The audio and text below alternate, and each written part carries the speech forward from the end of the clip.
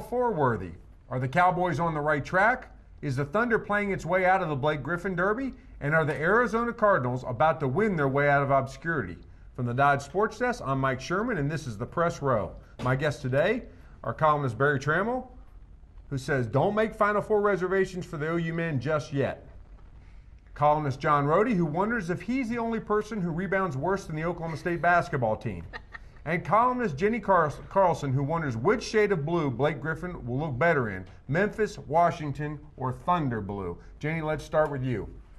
The Oklahoma City Thunder won a big game last night in the lottery world that they live in. They beat the Memphis Grizzlies. It's a battle of two teams that have been spending this season collecting more ping pong balls than wins. But the Thunder 7-6 in January. They're red hot on the court, but going stone cold in the lottery standings. Is this a good or a bad thing? Well, I think it kind of depends if you're a fan with season tickets for this year or if you're maybe waiting until next year and hoping for the lottery.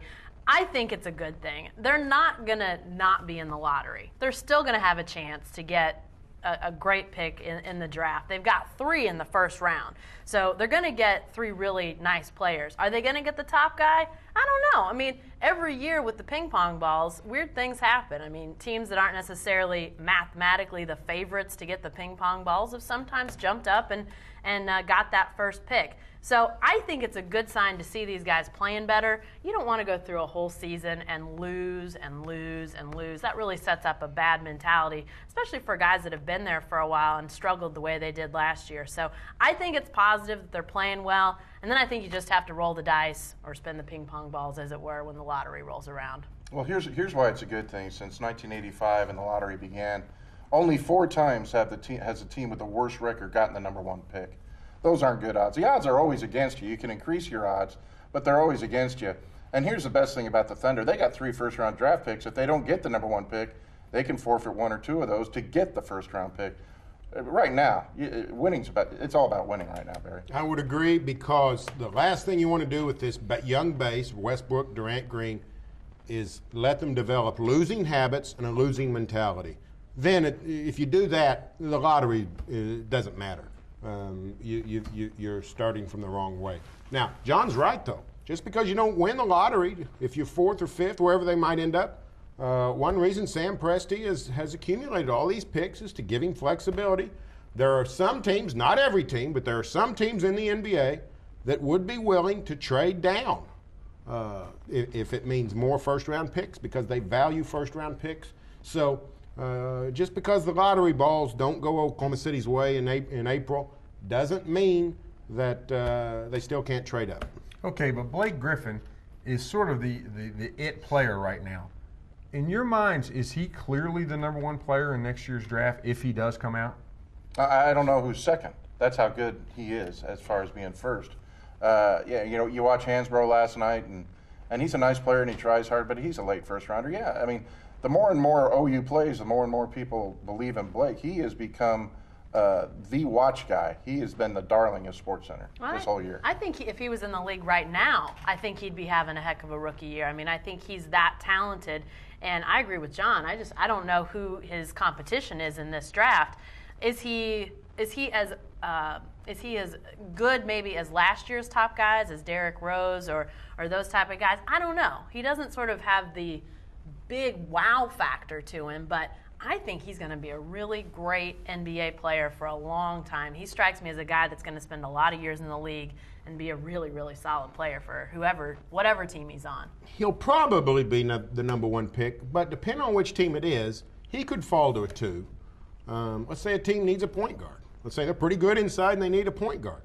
Then maybe they go for Ricky Rubio or one of the international guys that come on the scene and that don't really get much pub during the college basketball season, but that the scouts are all looking at. He probably will be number 1. More teams would rather have Blake Griffin than not. But you have to wait and see how it shakes down. Do you really think, though, that teams in the NBA are going to want extra first-round draft picks in this draft in exchange for Blake Griffin? I mean, I can see where a team like the Washington Wizards maybe that doesn't have a pure point guard, that has had to play with Gilbert Arenas as point guard when he's healthy, would be attracted to Ricky Rubio, and then maybe you could strike a deal with them, giving them some more picks. But really, two more. You said young players can develop. You want to shovel more young players onto a losing situation, which is what you're in if you're in the lottery. Do you think those three first-round draft picks really make that big a difference? Really give them leverage to move up? I'm just saying, in the last 2 years, what has it been? It's been either Durant or Oden, and it's been either Rose or Beasley. Mm-hmm. It's Griffin or Griffin this year, and it's a position that people always seem to be in need of, a power forward position. The post position is gone. If Blake were 7'3", it'd be even more convincing. But the power position is one that I think every team needs. Last question about this team, the Oklahoma City Thunder. How badly does the Thunder need a player like Blake Griffin? I mean, I think you can always use more talent. I think we've seen I think another thing about them winning, that it's good that they're starting to see what this team is about. You know, who does what and when they're clutch and those sorts of things. So they're starting to be able to now look and see, how would Blake Griffin fit into this team? You know, I think he'd be a good add. I don't know if they're going to get a chance to get him, but he's a guy that plays hard. He gets rebounds. I mean, he does a lot of things, and he scores it really well. We haven't even, I don't think, seen all of the offensive skill set that he probably even has. I think he would fit in well, and I think as they continue to play, we're going to get an even better idea of just how he would fit with this group. It's a problem, though, because Jeff Green's the power forward right now. Well, I bet he won't be. Jeff Green will go back to small forward and Durant back to shooting guard, unless they sign a shooting guard and make Jeff Green the best sixth man or second best sixth man in the league, which is sort of what my plan would be. Now, if you get a chance at Blake Griffin in your Oklahoma City, you use him because he does a lot of things. For one, the center of your future is Kristich, who's center of the present too. But you know, he likes on offense. He likes to sort of circle and play outside and shoot the 17-footer. You know, Blake go in and actually probably be the center on offense if he's matched up with Kristich. So I think he's a solid. And another thing, the Thunder wants to get out and run. Westbrook's good in the open court. Blake Griffin's tailor-made for the running game. Blake Griffin would get half his points as a rookie on fast breaks.